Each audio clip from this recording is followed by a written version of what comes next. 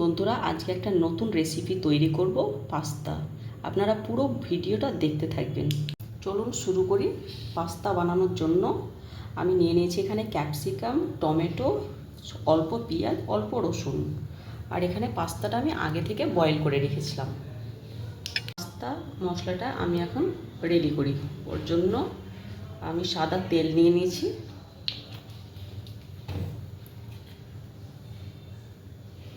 এখন আমরা সবগুলো দিয়ে দেব। আমি ক্যাপসিকাম দিয়ে দিলাম,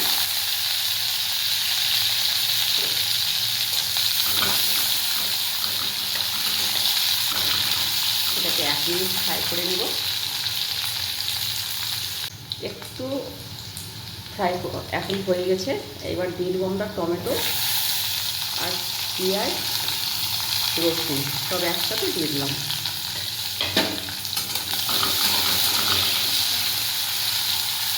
একটু 1 মিনিট ফ্রাই করবো, বেশি না।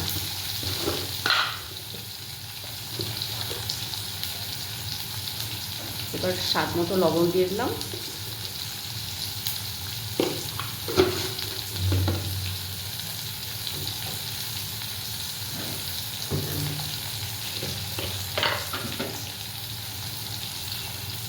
অল্প হলুদ দিলাম।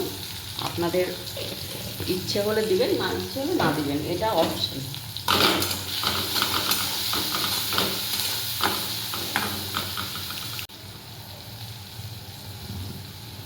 এবার আমরা এই পাস্তাটা দিয়ে দিব।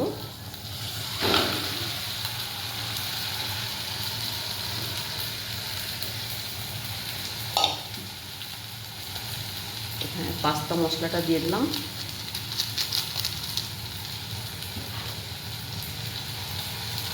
এবার দিব আপনার টমেটো সস।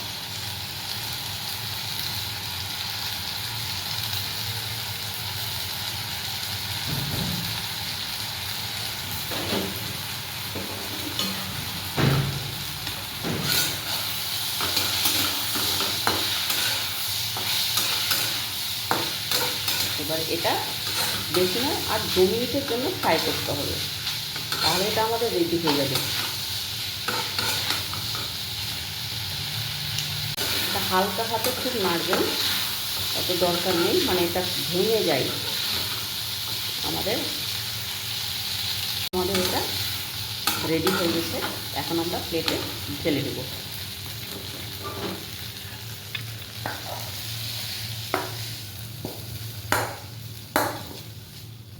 আপনারা দেখুন কি কালার এসছে।